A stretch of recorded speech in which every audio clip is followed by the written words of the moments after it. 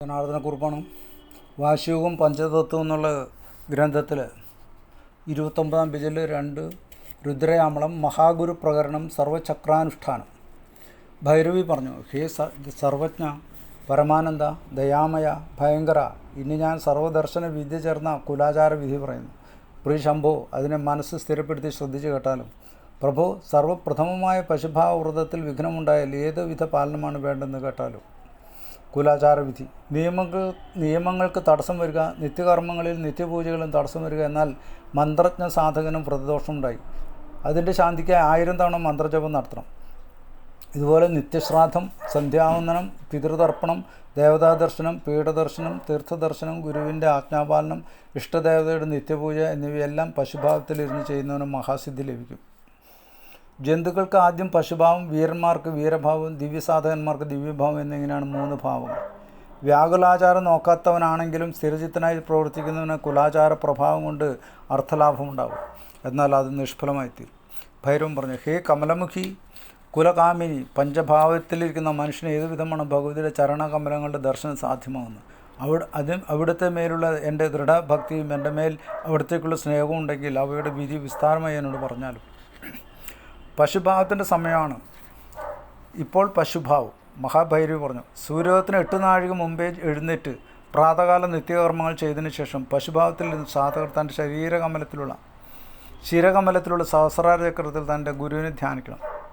8 നാഴിക 3 മണിക്കൂർ 12 മിനിറ്റ് മുൻപ് എണീക്കണം. അതായത് 6:12 3 മണിക്ക് എഴുന്നേൽക്കണം എന്നർത്ഥം.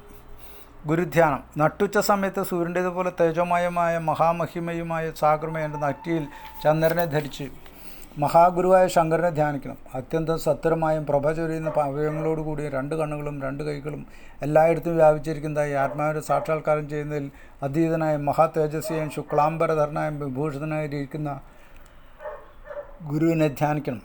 ആജ്ഞാചക്രത്തിൻ്റെ മുകളിൽ വിരാജിക്കുന്നവനും ജഗത്തിൻ്റെ മുഖ്യ കാരണവും ധർമാർത്ഥ കാമോക്ഷങ്ങൾ എന്നീ ചതുഷ്ടയ രൂപ പുരുഷാർത്ഥങ്ങൾ അംഗങ്ങളായിട്ടുള്ളതും കയ്യിൽ അഭയമുദ്ര ധരിച്ചതുമായ ശ്രീ ഗുരുവിനെ ധ്യാനിക്കണം. വിടർന്ന താമരപ്പൂവിൽ ആരുണനായ സർവജ്ഞനായ ജഗദീശൻ അന്തപ്രകാശം കൊണ്ട് ദീപ്യമാനനും വനമാല കൊണ്ട് വിഭൂഷിതനും രത്നാലങ്കാരം കൊണ്ട് ഭൂഷിതനും എന്നിങ്ങനെ ദേവാധിദേവനായ ഗുരുവിനെ സദാ ഭജിച്ചുകൊള്ളുക. പിന്നീട് മനസ്സുകൊണ്ട് മാനസോപചാരം, താമരപ്പൂക്കൾ കൊണ്ട് അദ്ദേഹത്തെ അർച്ചന ചെയ്യുക. പിന്നീട് തൻ്റെ ആയുസ്സിനും ആരോഗ്യത്തിനുമായി ഏക മനസ്സായും ഭക്തിയോടുകൂടിയും പ്രണാമം ചെയ്യണം. പിന്നീട് ഗുരുമന്ത്രം ചൊല്ലണം. അതിനുള്ള വിധി പറയാം. ആദ്യത്തിലും അന്ത്യത്തിലും പ്രണവും ഓം, മധ്യത്തിൽ വാഗ്ഭവം ആയും, പിന്നെ ഗുരുവിൻ്റെ പേരും, പിന്നെ ആനന്ദനാഥ എന്ന ശബ്ദവും, പിന്നീട് ഗുരവേ എന്ന ചതുർത്ഥി രൂപവും, പിന്നെ നമ എന്ന് ചേർത്ത് മന്ത്രിക്കണം. പിന്നീട് സർവസിദ്ധിദായകമായ പ്രണവം ഉച്ചരിക്കണം. ഇങ്ങനെ മഹാസിദ്ധിപ്രദമായ ഗുരുമന്ത്രം ജപിക്കണം. ഇങ്ങനെ ചെയ്താൽ സമ്പൂർണ്ണ സിദ്ധിയും കരഗതമായി അവിടെയെല്ലാം സ്ഥാമ്യമായിത്തീരും. സദാശിവൻ എന്നാണ് ഗുരുവിൻ്റെ പേരെങ്കിൽ മന്ത്രരൂപം ഇങ്ങനെയായിരിക്കും: ഓം ഐം സദാശിവ ആനന്ദനാഥ ഗുരവേ നമ ഓം. ഈ ഗുരുമന്ത്രധ്യാനം കൊണ്ട് സാധകൻ്റെ മുഖകമലത്തിൽ വാക്സിദ്ധി ഉണ്ടാകും. അതിനുള്ള വിധി ഇനി പറയാം. നിത്യവും 108 തവണയോ 1008 തവണയോ ഗുരുമന്ത്ര ജപം ജപിച്ച് ഗുരുവിന് ജപം നിവേദിക്കണം. പിന്നീട് വാഗ്ഭവ മന്ത്രം മായും കൊണ്ട് പ്രാണായാമം പറഞ്ഞിട്ടുള്ള വിധി പ്രകാരം 3 പ്രാണായാമം ചെയ്യുക. അതിനുശേഷം ഇങ്ങനെ പ്രാർത്ഥന ചെയ്യാം: അഖണ്ഡമണ്ഡലാകാരം വ്യാപ്തം യേന ചരാചരം തത്പദം ദർശിതം യേന തസ്മൈ ശ്രീ ഗുരവേ നമ. ചരാചരങ്ങളിലെല്ലാം വ്യാപിച്ചിരിക്കുന്നതും അഖണ്ഡല മണ്ഡല സ്വരൂപമായി ബ്രഹ്മത്തെ കാണിച്ചിരുന്ന ശ്രീ ഗുരുവിന് എൻ്റെ നമസ്കാരം. നമുക്ക് അടുത്ത് ഗുരുവന്ദനാണ്. അത് നമ്മൾ അടുത്ത തവണ ആയിട്ട് നോക്കാം. നമഃ ശിവായ.